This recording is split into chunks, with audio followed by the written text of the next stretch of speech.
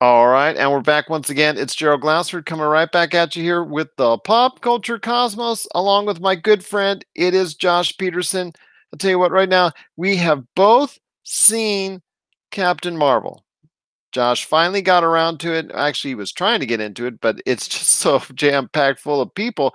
And nobody wants to sit up front. You always want to get the good seats. So it took him a couple days extra to go ahead in his neck of the woods to catch Captain Marvel, but he has seen it now. And I'll tell you what, if you have, if you would have seen the kind of messages he sent to me after he saw Captain Marvel, with all the things he wanted to talk about.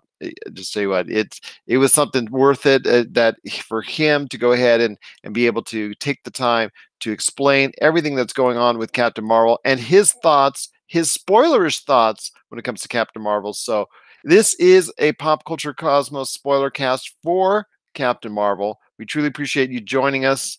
It is Josh Peterson, my friend. What were your thoughts on Captain Marvel? Well, that's too broad of a subject on thoughts on Captain Marvel right now. We'll just start off when you sat down in in the theater and you started to watch Captain Marvel. What were you thinking? I honestly, we when I got in there, I wasn't really thinking about much. I wanted to watch the movie, and I was Not the trying 15 minutes of trailers. not the 15 minutes of trailers. Yeah, no, I really just I wanted to watch the movie because I was eager. I don't know, I was eager to see it, if that makes sense. Not because I wanted to. I was like went in ready to bash it. I just wanted to see like what all the hype was about. What is it worth all the controversy? Was it who is in the right about this? So that was what I was more anxious to see. And Well, I then will tell you. Well, let me say this. As I told you the other day, and as I told some people around the social media asking about how it is, all I can say is I do have a review up at popculturecosmos.com with my distinct thoughts, plus also a score. But most everyone I talk to at I guess in a real life scenario, what people I meet in the street, things of that nature, have such fond recollections and also fond feelings for Captain Marvel. And then there's you and I.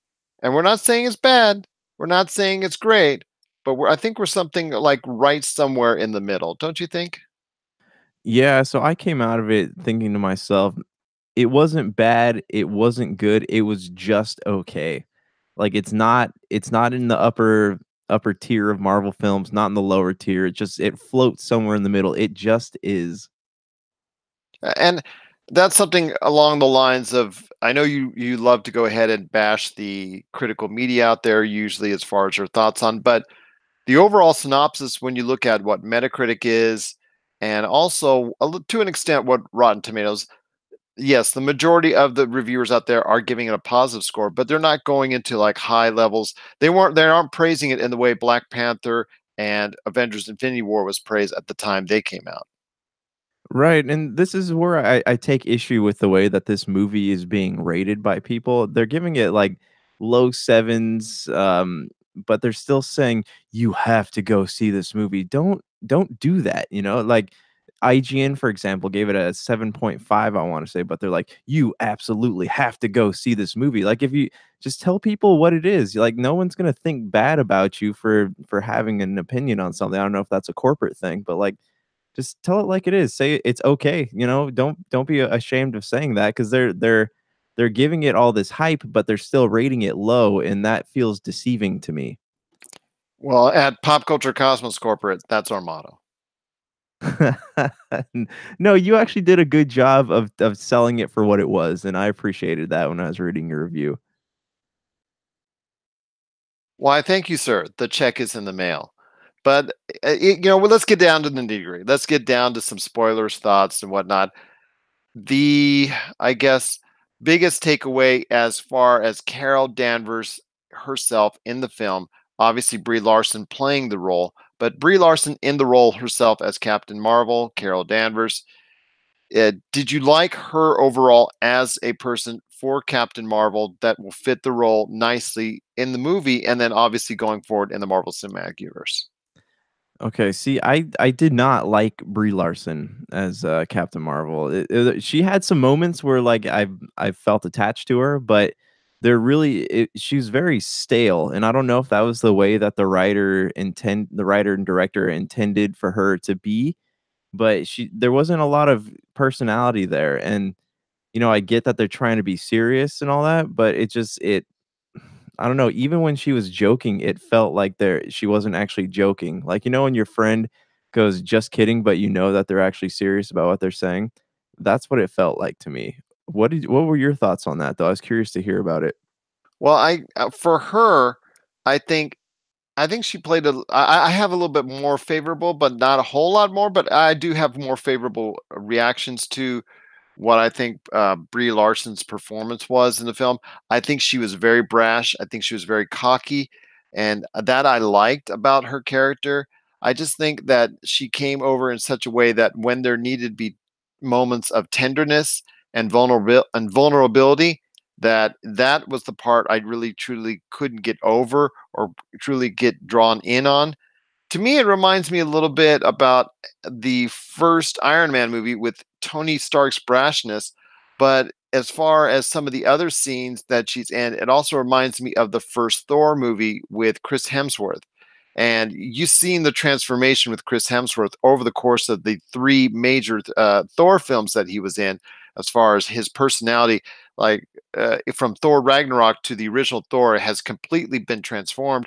Maybe that could be in store for Brie Larson's character. Maybe that's some of the things that they would work with her as far as developing her character. Maybe as she gets more into it with the Captain Marvel 2, which at this point you and I know is a certainty after the kind of money it's making at this point in time. So I think for her, I would probably say her performance was okay, a little bit just a little bit better than what I think you're gauging it as.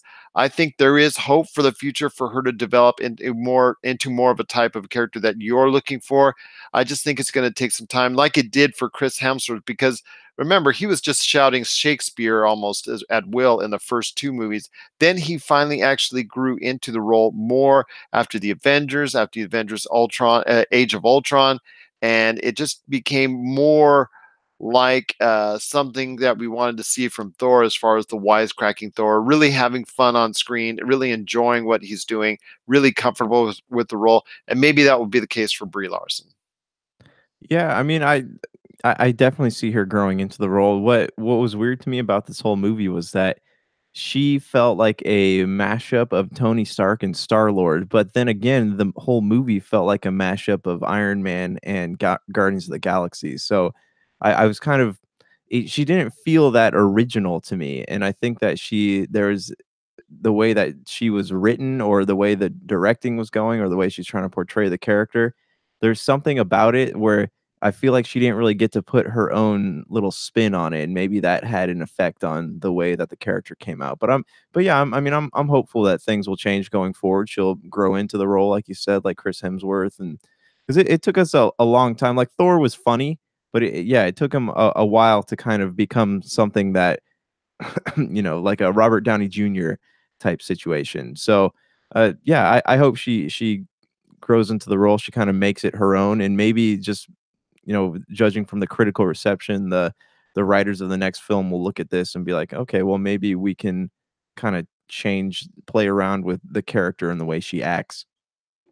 And that's something we will not probably see in Avengers Endgame, because we do know now after the end credit scene where or excuse me, the mid credit scene where she appears at the Avengers facility because finally answered the call of the Captain Marvel beeper that she constructed out of Nick Fury's beeper in the movie Captain Marvel. So it looks like she is going to become a player. How big of a player against Thanos in Avengers Endgame, we don't know for sure yet, but we do know that she's in the movie. So I foresee something that she's going to be playing a big enough part, because she has to be a foundational piece going forward for the Avengers in the subsequent Avengers movies. What I would say, what 4 years, 6 years down the line. Yeah, yeah. I mean, that's their plan, I guess, from what I'm reading. But I do want to talk about that in credit scene for a minute. The cat one was kind of dumb. spoiler. Sorry. Yes, yes. The cat one was, I think, a waste of time because first off, A, you don't know what's happened to the cat over the course of the past, what, 20 some odd years. And Yeah. then B, the Tesseract should have ate through right through Nick Fury's desk if you're going by what happened in Captain America, the first Avenger. Yeah, yeah, exactly. So the Tesseract was weird for me in the film too because if the lady had it, then wouldn't that how did the lady get it? Because it went from being in that village in Norway, it went from being there to being in the possession of Red Skull, and then Shield picks it up. So how did the lady get it in between all of those events? That's what kinda throws me off when I'm thinking about the continuity of this movie. And then the other one was, with the middle credit end scene. I think they missed a r like, that was just fan service to me. I hope that they develop that scene more in the next Avengers film because it seems if they cut that out, they're sacrificing what could really be a cool moment in End War or in Endgame. Because they've done that before where they've taken scenes from the next film and put it into as a mid-credit scene or an end credit scene. Doctor Strange, that happened right after the end of Doctor Strange, and we saw the same thing when it comes to, I think, was it just before, right before Captain America Civil War, the movie before that. I don't remember which one was right before it. I have to take a look at my list, but that showing a scene from Captain America Civil War with I guess it was uh, Falcon and Captain America taking a look at seeing. I guess we're in a facility, secret place, whatnot, and there was the Winter Soldier right there who was just had all just been finished out of the mind control and all that. Remember that scene? Yeah, that was when he was at the which scene was that? Was that when he was the first time or the time when he recognized Steve Rogers? Well, it was when he was on the run after when he started to recognize Steve Rogers, and Steve Okay. Rogers was asking, "Okay, do you know who I am?" He said, and he Winter Soldier had to go ahead and say about who his mom was and a little bit of background. That scene was directly ripped right from the following movie, which was Captain America Civil War, and now you're going to have the same thing again, possibly because that looks like an organic scene. Obviously it's not fleshed out in full, it's cut in a certain way, but it does look like to me that it's ripped right from the following movie in Avengers Endgame. But you're right, I'm hoping that scene is fleshed out a little bit more so that it doesn't look like it's so abrupt in as far as its execution per se. So those are about the end credit scenes and mid credit scenes. Yeah, you're right. The end credit scene was just with the cat, the Flurgan. Did you like Goose the cat as much as everybody is? Because everybody's just going on and on about how great Goose the cat is, and now he steals every scene. And yes, he was cute. He was cool to an extent to me, and I enjoyed that part of it. But to me, I think there were some other factors that were made the film a little bit better for me as well. Okay, so my thing with the cat was it didn't need to be in there, but they developed the cat enough to make you think, okay, this is going somewhere. And they kept making the flirkin joke. They made it enough times to make you think, okay, well, maybe it's not just a cat. So I applaud how they committed themselves to the gag and they went all the way through with it. But yeah, there's a little in continuity as far as the Tesseract goes and where the cat came from. What is the cat? How did it get there? Stuff like that. Like it was, there was some stuff that needed to be addressed, but they did a good job of committing themselves to it.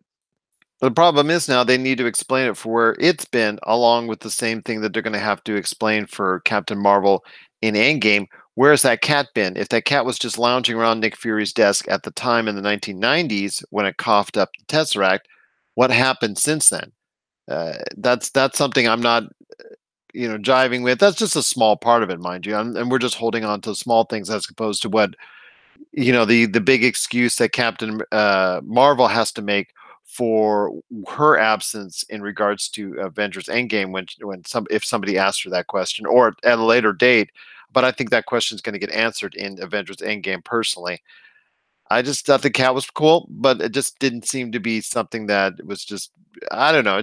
It was all right. It was all right for what it was. So I just think the performances, and to me, it was more of a performance laden movie. And I think if you are going to give it a positive score, it has to be because of performances. The action itself was all right. The sequences were all right. They totally wasted Star Force, I think, as far as a whole, and especially the relationship between Korath and Ronan the Accuser, with only one little scene where you see that little hint of maybe I'm going to work with you in the future type deal, but that really didn't pan out. I mean, it would be if you would have never known that the Guardians of the Galaxy movie exists, you would have never known there would have been a future collaboration between the two. Plus, you don't really get a sense of where Korath gets those implants that the one Dave Bautista rips out at the end of the movie. I don't believe I saw any there or any situation where they're called for some implants for on Korath. So like I said, I just think the Store Force as a whole, and also the accusers, were really just wasted in the movie. Yeah, so that's one thing I I did want to talk about was Ronan the Accuser. They kind of dismantled his character because he was It sounded to me, well, I put it this way. I said to Jamie and Tony Monroy of Game Source that it sounded more like Lee Pace the accuser instead of Ronan the accuser. it sounded like the guy from The Hobbit, who is also Lee Pace. Well, he it looked in Guardians of the Galaxy. I think he's one of the best villains ever in the Yeah, Marvel he Cinematic was because he looked like he was having fun. He looked like he was enjoying and relishing the role, a lot like Ben Mendelsohn did in Captain Marvel, which makes him, to me, also one of the better. I don't say opponents because he turned up not being an opponent, but it just to me it seemed like he was having so much fun in Guardians of the Galaxy, and in this role, his voice is different, his whole mannerisms and whole look is different to the point where it's like, okay, maybe they just didn't go all out as far as trying to go ahead and have any forethought into tying it into GOTG. he didn't need to be in the movie, and that's what kind of throws me off about that. But Well, I guess his paycheck certainly says otherwise. right, right, but yeah, I guess so. But it just seems All right, Josh. Okay, Disney's calling. Do you want to go ahead and appear in the movie for 10 minutes for X amount of cash? sure you can make a fool of me however you want to. But yeah, it's just they kind of dismantled his character a little bit, and same thing with the other guy played by Jimon Hatsu. Forget what was Yes, his yeah, yes. Dimon Hansu, Hansu. Yeah. and oh, I want to ask you one thing regarding Ronan the Accuser. At the very end, when he before he blasts off in space, he says he's going to go after Captain Marvel and just forget about the Tesseract, which makes absolutely no sense since he wanted a stone, an Infinity Stone, later on in GOTG. Well, okay, so that makes me wonder, are they setting up for a sequel that's going to be kind of like Wonder Woman where they jump into maybe, 5 or 6 years down the line, or is it gonna pick up after Infinity War? Who knows? I think they're just kind of leaving little breadcrumbs for where they could possibly go and letting fans speculate on what it could be. It's kind of weird how he was so just adamant about getting the which stone was it, the purple one in GOTG. Oof, I don't remember. Hold on. Infinity Stones. Well, he was after Power certain Stone. Infinity The Power Stones in Stone GOT. What? is the Power Stone. Power Stone. Okay, so Yeah. he wanted the Power Stone in GOTG, but he did want the Tesseract, which is an Infinity Stone in and of itself, encased in, obviously encased in as far as in the square blue housing that it was. And how is it that Tesseract, anyways, was contained within the confines of a Happy Days lunchbox? Well, again, how is it that the Tesseract was even with that lady in the first place if Shield allegedly had it ever since Iron Man's dad picked it out of the Arctic after they're looking for Steve? Well, I think it has something to do with the Project Pegasus. That deal, as far as and I think that gets mentioned in Iron Man 2, if I'm not mistaken. I don't remember. I'll have to go back and watch it. But yeah, it seemed like there's some inconsistencies that didn't really make sense. And that to me was part of the problem with Captain Marvel, and that it had some logic gaps that I couldn't overcome to give it a really high score. But there is some positive signs, and obviously we both give it a positive enough review as far as giving it our thoughts as far as it being okay as far as the movie is concerned. And to me, I think really Nick Fury being able to be de-aged as far as so well, and to me, this is the best de-aged job ever on film because of the fact that they had to do so many scenes of de-aging, plus also his performance. He had to be a completely different Nick Fury than the one we know of in the Avengers Marvel Cinematic Universe. Okay, see, that was kind of on my dislike category for that. Is the fact that they made one of the toughest BA people in the MCU out to be like a sidekick. And I don't know, I didn't it was funny and I liked watching him. I like seeing him come back, but it just didn't sit right with me because it seems too inconsistent with who he is as a character that's already been developed. But then again, that's who he was in the early 90s before all the, alien stuff and all the superhero stuff started coming around for him and he became aware of that surrounding. So But he was a soldier. completely changed him. He was Huh? a soldier, remember? He was a soldier before he was a SHIELD agent, so Yeah, he was with all the bees and Budapest and Bucharest and all that. yeah, You're right, you're it right. still doesn't so that's what doesn't make sense to me. It's like he's a domesticated they made him feel too domesticated, I guess, in this film, and it was just I don't know, I didn't really like it that much. And also the fact, yes or no, did you like the fact that on how he lost his eye thanks to the assistance of the cat, the Flurgan, Goose the cat, as far as scratching him and causing him to lose his eye? That was incredibly stupid. I Like agree. so here's the thing, they had a big opportunity right there. So in the comics, at least in the continuities that I've read, he loses his eye from Wolverine. That's why the 3 claws are there, the 3 claw marks. So they had Disney acquiring Fox, they had a tremendous opportunity right there to kind of show how that happened, but instead they chose to waste it on a joke, and that was I did not like that. I was not a fan of that at all. I didn't like it either. I know Jamie it did not as well. I think that was one of the drawbacks of the film. But we've said a lot of negative things about what we didn't like. I said some things as far as some of the things I liked. I want to know, my friend, you thought the film was okay overall, and you said it's certainly not the worst in the Marvel Cinematic Universe, and certainly not the best. But there were some things you had to have liked about Captain Marvel. Yeah, so I got a list here of I'm prepared this time. I got my notes here. So likes here, I love the setting, love the 90s setting. Blockbuster was cool. It was a nice little callback to my childhood, and love seeing the Street Fighter arcade in that bar. That was cool. Just the setting, the cars, like seeing all that stuff, like that was cool. It felt like it had a Top Gun type feel to it, and I really enjoyed that.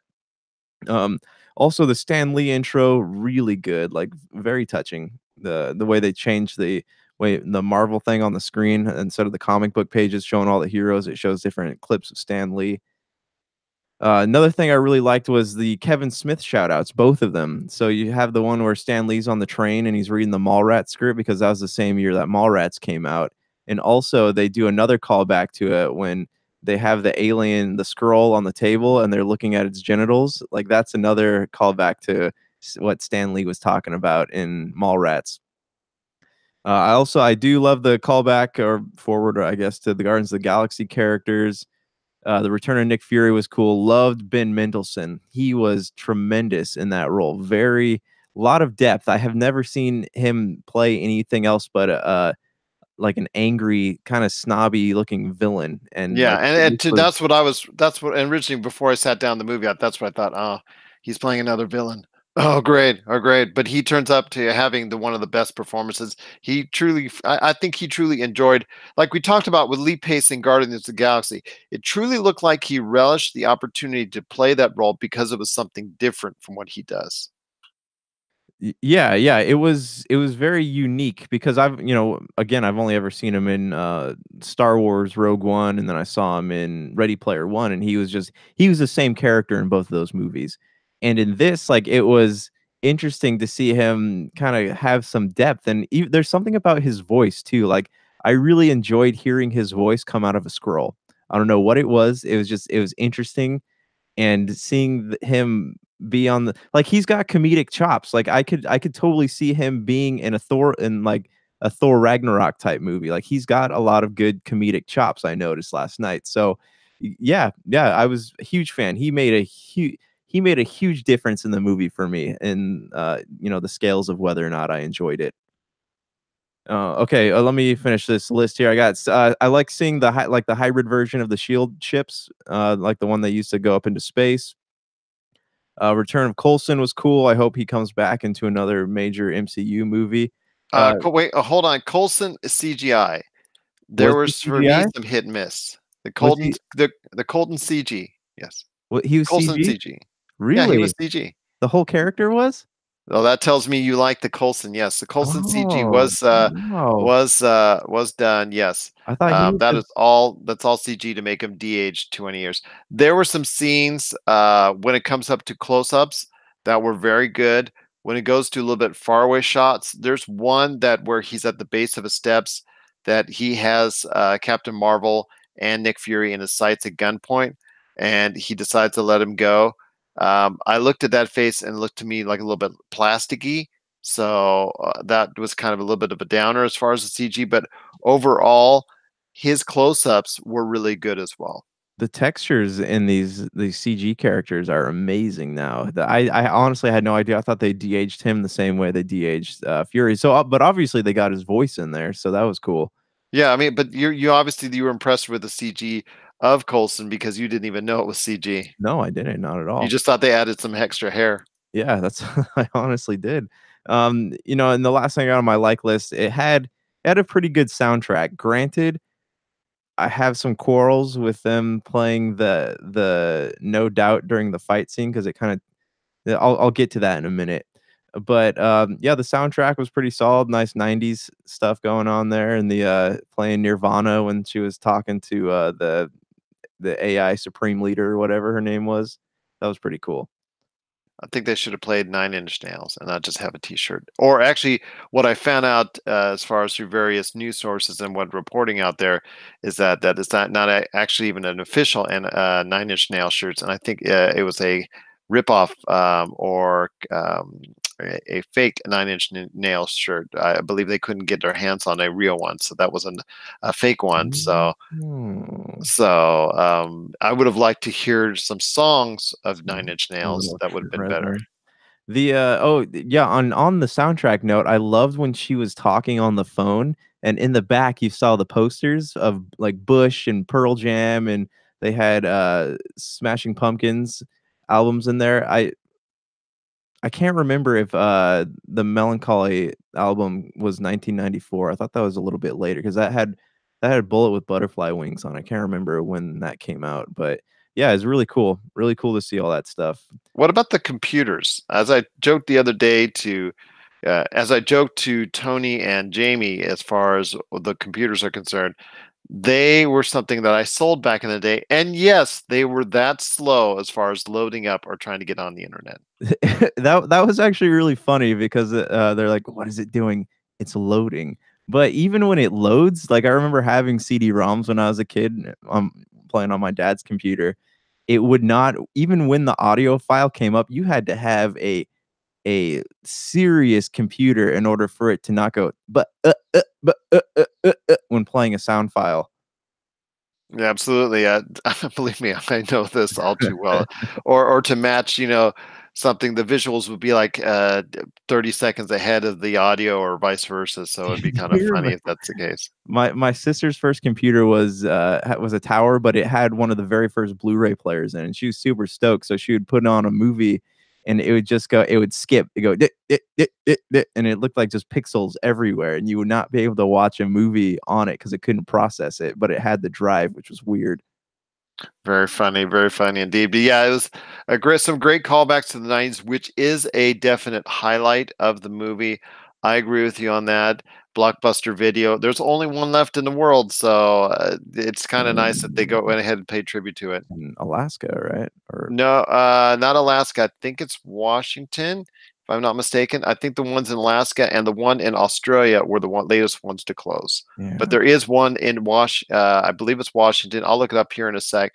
That it's gotten so much interest because it is the last one that memberships alone will probably keep it alive for at least for some time to come. Well, good, good. Okay, so I have a few things on my dislike list that we didn't hit. what was it? So and these are just small things really. Like the Kree motivations were completely unclear. They didn't really talk about why they were at war, and that kind of bothered me, especially since they took uh well established Marvel theology and flipped it on its side, with Kree being the bad guys instead of the Skrull. Uh Oh, I just want to give you an update. It's Bend, Oregon for the last final. oh, So we gotta one of these days, man. We gotta go ahead in the pop culture cosmos Learjet. Hopefully just not head a down there. 787 Max or whatever, the one that's in trouble right now. But a nice Learjet and go on the pop culture cosmos jet to Bend, Oregon to check it out. I'm down. I'm down. I'd love to go back to a blockbuster. Okay, another thing, Jude Law's character was so undeveloped. They just really it hinted at things through words, but they didn't really give us enough backstory on them. We saw that he tried to kill her originally, and that's how she ended up on Hala.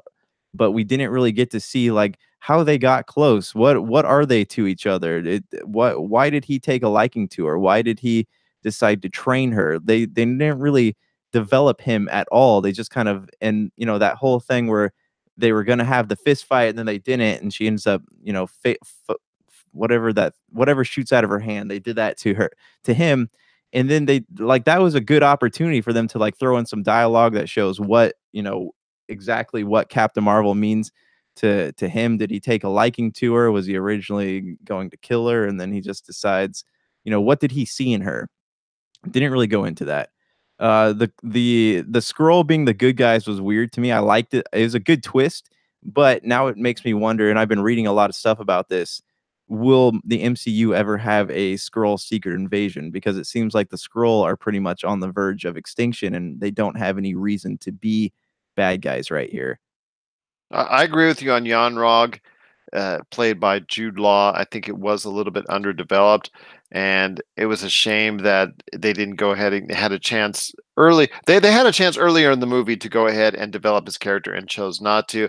I just think the Kree homeworld was underdeveloped as a whole. I think they should have spent more time on that homeworld to see what because I think a lot of people, especially Marvel fans, are curious about how Marvel actually perceives and views the Kree homeworld. Maybe we're going to get more of that in the coming movies. I'm sure we probably will from either Captain Marvel 2 or some of the other space movies like Quasar and or maybe even Photon if they make one of her, or some of the other movies that they're going to have that are space based, Guardians of the Galaxy Volume 3. So if that's the case, I think they'll probably develop the Kree homeworld more, but that is a place of great interest to a lot of people. And I think barely having it in the movie was maybe a little bit of a faux pas on their part as well.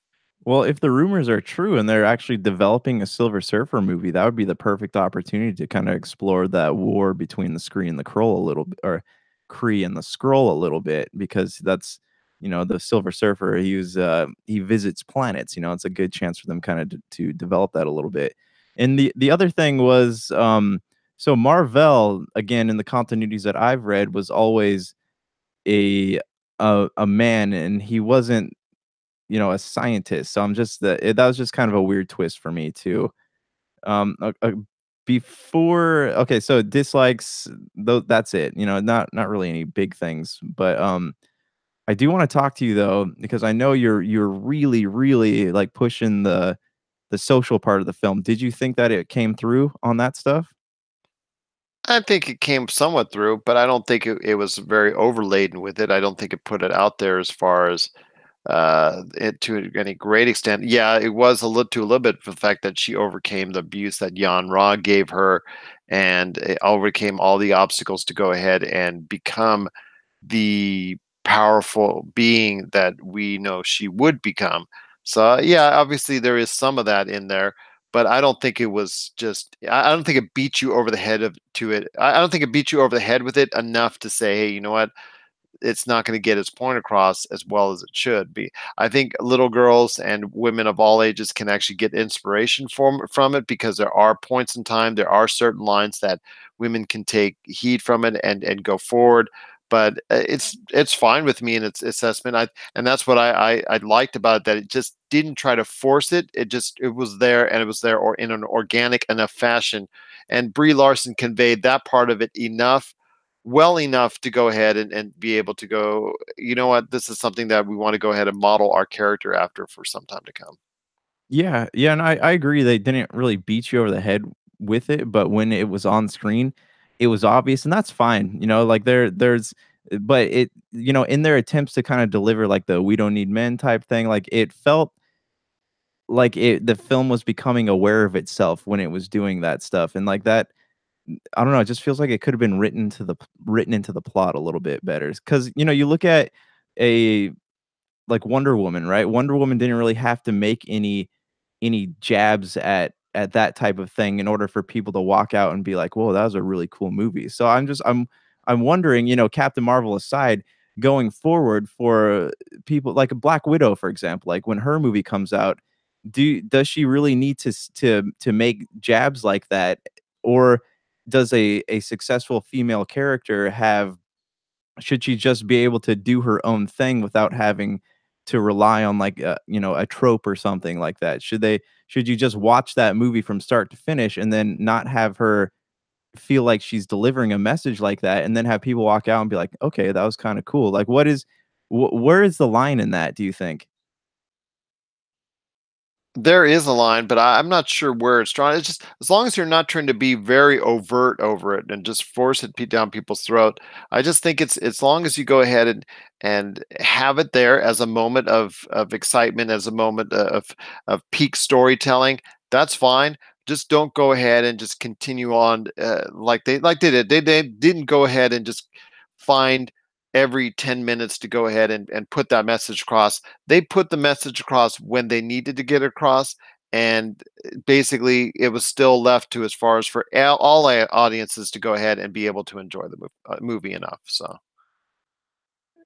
Yeah, that's yeah, I what mean, I think. I mean, yeah, yeah. I mean, there's some things that I picked up on that I think was wasted as far as like this time that could have been spent developing the character and doing it what's the instructively not instructively but doing it in a way that developed her character instead of just it being a jab. But um the other thing is like the No Doubt soundtrack, I really did not that feels like I don't know, I stopped being able to take it seriously when that soundtrack was playing. It was cool to watch, but it just felt like I don't know, it lost its seriousness when they started playing No Doubt. What did you think about that part? so something tells me you're not going to catch Gwen Stefani when you come up here to Vegas. Okay, here's okay, I always say this, like, everyone always says No Doubt is like a staple of the '90s, but I feel like No Doubt's like a paper cut of the '90s because it just the songs are catchy, yeah, but, like, it to me, it's like Rush. I can't listen to a whole album because it just gives me a headache. Okay. Sounds like you're not just a girl.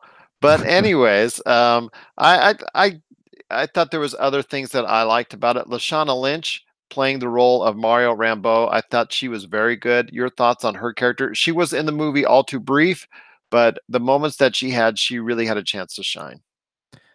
Is sh her she was okay. The character that really stood out to me was the her kid.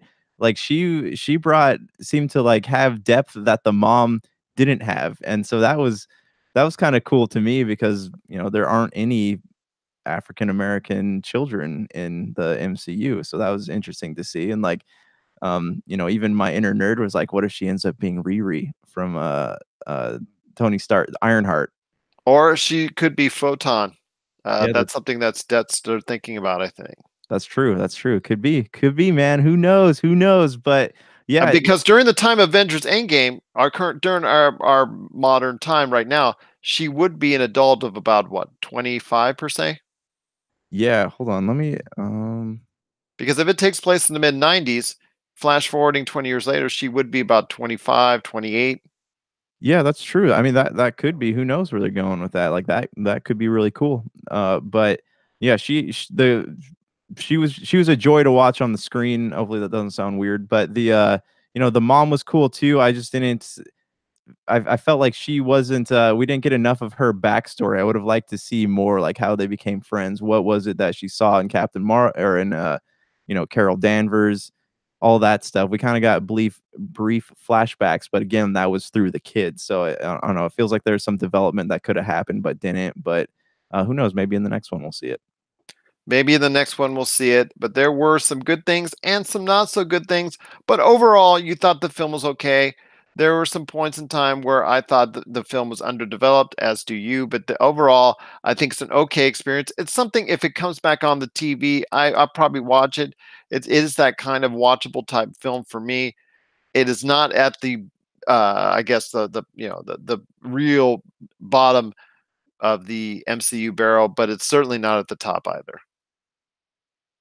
Yeah, so I would give it a 6.5 or a 7. Like, I wouldn't give it go any higher than that. Like, it was just a middle tier movie, and it was okay. Like, it was honestly it was okay. Don't go in expecting it to be, this amazing retelling of Marvel's origin story because it feels like the parts where they go away from the Marvel origin formula is where the film kinda slipped a little bit. So, go into it with an open mind, but don't be expecting Iron Man as much as they tried to make it seem like that. Like I said, for me, it wasn't much better, but it was a tiny bit better. But it ended up, like you said, being in that okay range, which, yeah, okay, good range. So I think for both of us, it was the same type of experience. But I'm so happy to see so many people taking even more out of the film than what you and I did. It's just weird because we're on a roll, man. As far as our thoughts on the Marvel Cinematic Universe, there's no dichotomy of you thinking no one's bad, I'm thinking one's good.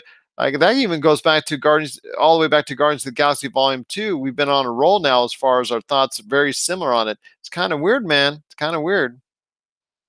Yeah, well, it's funny you say that because I wanted to find a bunch of things I hated about the movie so that you and I could have a good conversation, but I didn't hate the things that I thought I was gonna hate about it, and that's what made it kinda interesting to me.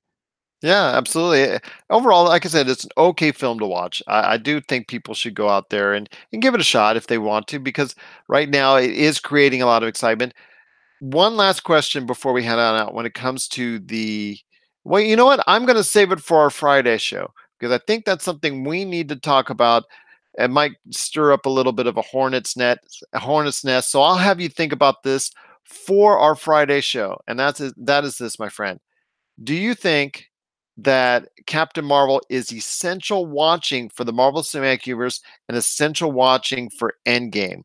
I'm going to leave that to you for our Friday show. You think about that. You say, give you some time You're to doing ponder this, it. man, you're doing this. You're stirring the old controversy.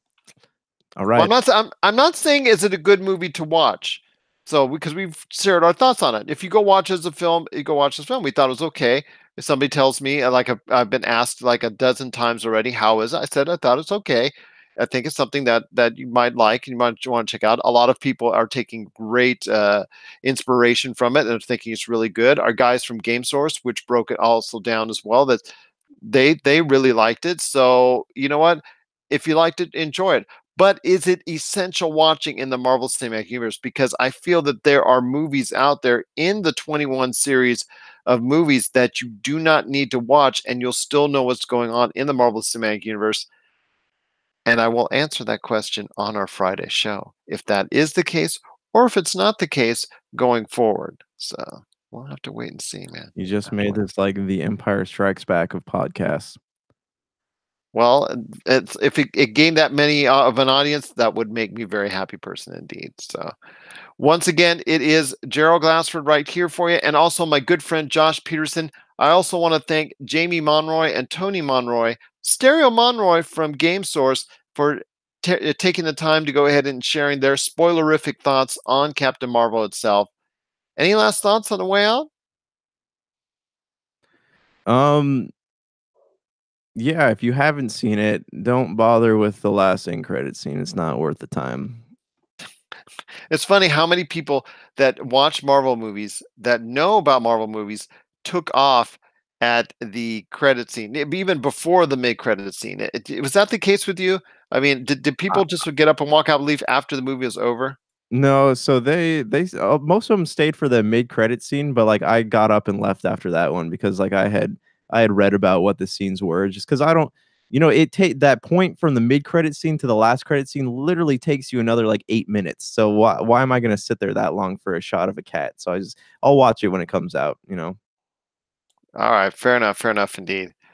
Once again, it is Gerald Glassford and my good friend Josh Peterson. We want to thank you for listening to this Captain Marvel spoiler cast. And hopefully, you'll get to check out all the great things that we're doing on the Pop Culture Cosmos channel and also our radio shows.